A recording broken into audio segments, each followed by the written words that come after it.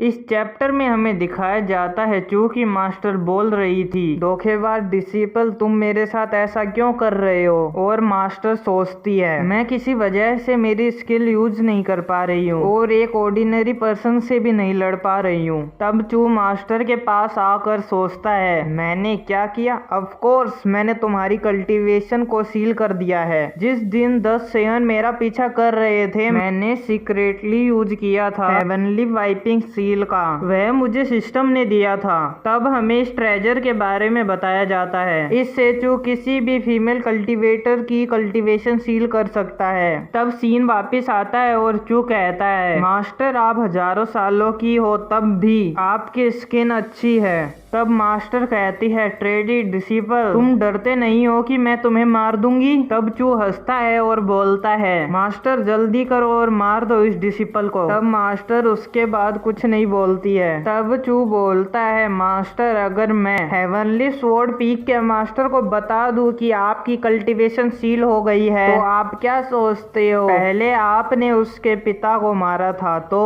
वह बदला कैसे नहीं लेगी उसके पिता के किलर से। तब मास्टर सोचती है मैं यह बात लू एक्सयू को पता नहीं चलने दे सकती, वह मुझे मार देगी, वह एक पागल है। तब मास्टर कहती है तुम्हें जो चाहिए अर्थ टेक्निक या फिर कल्टीवेशन रिसोर्सेस यह मास्टर तुम्हें दे देगी। तभी चू मास्टर पर हाथ रखते हुए कहता है मुझे इनमें से कुछ नहीं चाहिए, इस डिसिपल को तो चाहिए वह।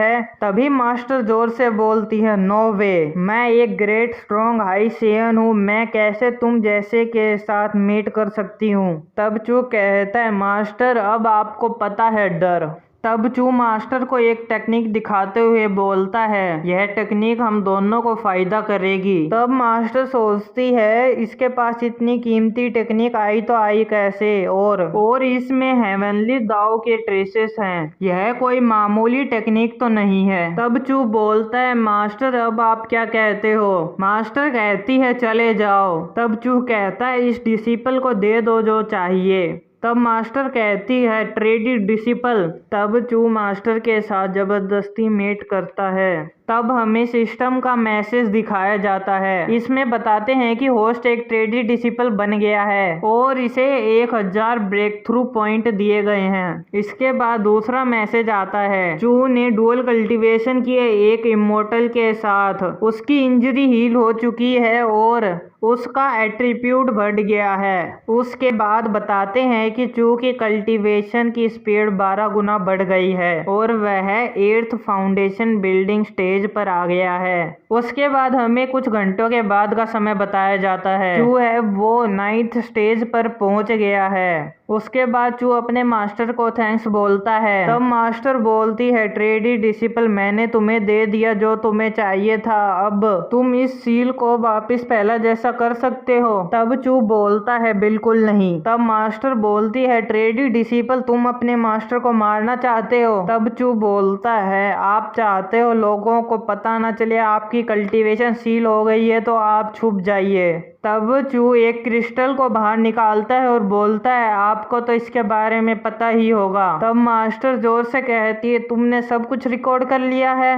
तब चू जाते हुए बोलता है सील को खोलने की कोशिश भी मत करना, अगर तुम पूरी दुनिया में भी ढूंढोगी तो मेरे अलावा इसे कोई खोल नहीं सकता और मैं मर गया तो आप साधारण इंसान की तरह मर जाएंगी एज की वजह से। अगर आपको मुझ पर यकीन नहीं है तो आप ट्राई कर सकती है।